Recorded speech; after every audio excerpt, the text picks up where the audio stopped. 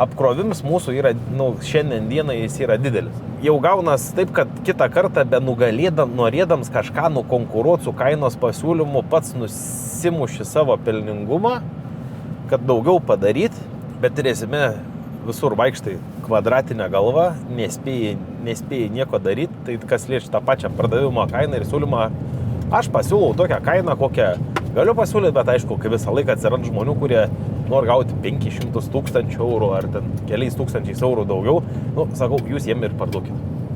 Nes mūsų, sakau, kaina yra tokia, kiek mes galim pasiūlyti ir sakau, jeigu jūs tą kainą tenkint, galim daryti. Nes kitą kartą kiti tiesiog specialiai kel tą kainą. Tas ir yra, kad mes miškininkai, tie, kurie supirkinėjom miškus, mes patys vien su kitu kovojam, o laimėtojas yra tik viens. Ir toj visoj grandiniai mes atliekam tik tais funkciją.